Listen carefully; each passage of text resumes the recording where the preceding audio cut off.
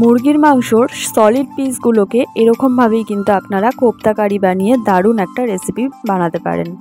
তো এখানে আমি করেছিলাম মুরগির মাংসর কোপ্তা কারি, চিকেন কোপ্তা কারি। কোপ্তা কারিটা কিন্তু করেছি পুরোপুরি বোনলেস সলিড পিস দিয়ে। এখানে আমি বোনলেস চিকেন মিক্সিতে পেস্ট করে নিয়েছি। এখানটায় আমি 300 গ্রাম চিকেন পেস্ট করে নিয়েছি। ওপর থেকে দিয়ে দিয়েছি পেঁয়াজ কুচি, লঙ্কা কুচি, একটু আদা রসুন পেস্ট, একটা ডিম, একটু লঙ্কা গুঁড়ো এবং একটু নুন। এখানে আমি ভালো করে কিন্তু চিকেনটাকে মেখে নিচ্ছি। এখানে ভালো করে চিকেনটাকে খুব ভালো করে মেখে নিয়ে এখানটা আমি দিয়ে দিচ্ছি পাউরুটির গুঁড়ো। এখানে আপনারা চাইলে কিন্তু ব্রেড ক্রামও দিতে পারেন। আমি এখানে পাউরুটির গুঁড়ো অল্প অল্প করে দিচ্ছি যতক্ষণ না চিকেনটা একটু শক্ত হয়ে আসবে। একটা বল তৈরি করতে হবে। তো আমি এখানটায় চিকেনটাকে খুব ভালো করে মেখে নিয়ে এখানটায় আমি হাতে একটু তেল মাখিয়ে নিয়েছি। এবার আমি এরকমভাবে ছোট ছোট সাইজের কিন্তু বলগুলো তৈরি করে নেব। এখানে বলে রাখছি অবশ্যই কিন্তু একটা দুটো বল তৈরি করার পরে আবার হাতে একটু তেল মাখিয়ে নিতে হবে, না হলে কিন্তু বলগুলো খুব সুন্দরভাবে এরকমভাবে গোল হবে না। আমি এখানে বারেবার দেখুন হাতে তেল মাখিয়ে নিয়েছি, যার জন্য বলগুলো কিন্তু খুব সুন্দরভাবে গোল হয়েছে। এখানে আমি সম্পূর্ণ চিকেনটা দিয়ে এরকমভাবে কোপ্তার বলগুলোকে তৈরি করে নিচ্ছি। এখানে আমার সমস্ত বলগুলোকে তৈরি করা হয়ে গেছে।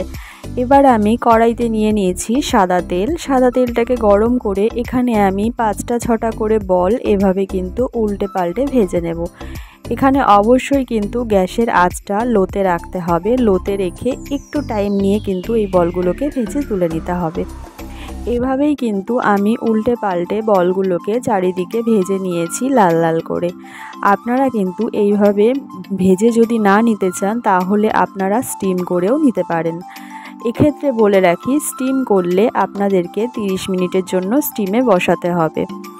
এখানে আমি সম্পূর্ণ বলগুলোকে কিন্তু ভেজে নিয়েছি। এখানে আমার সম্পূর্ণ বলগুলো কিন্তু ভাজা রেডি হয়ে গেছে। এবার আমি ওই তেলের মধ্যে দিয়ে দিচ্ছি পেঁয়াজ কুচি।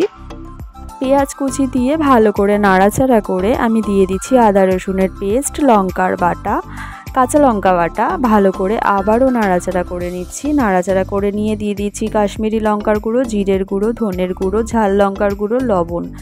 খুব ভালো করে কিন্তু সমস্ত মশলাগুলোকে পেঁয়াজের সাথে মিশিয়ে নিচ্ছি। দিয়ে দিচ্ছি একটু হলুদ গুঁড়ো। এখানটায় সমস্ত মশলাগুলোকে পেঁয়াজের সাথে মিশিয়ে নিয়ে ভালো করে তেলটা ছেড়ে আসলে এখানে আমি 2টো টমেটো বাটা দিয়ে দিচ্ছি। এখানে টমেটো বাটাটা দিয়ে খুব ভালো করে কিন্তু নাড়াচাড়া করে নিতে হবে। এখানে যখন টমেটো বাটা দেওয়ার পরে তেলটা ছেড়ে আসবে তখন এখানটায় আমি অ্যাড করছি কাজু বাদাম বাটা।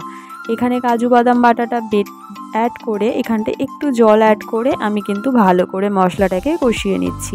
এখানে কিন্তু অবশ্যই মশলাটাকে আগে থেকে খুব ভালো করে কষিয়ে নিতে হবে। মশলাটা যখন এরকমভাবে তেল ছেড়ে আসবে তখন ওপর থেকে চিকেনের বলগুলোকে দিয়ে একটু হালকা হাতে নাড়াচাড়া করে সমস্ত উপকরণগুলোকে মিশিয়ে অল্প পরিমাণে গ্রেভি হওয়ার জন্য একটু জল দিতে হবে।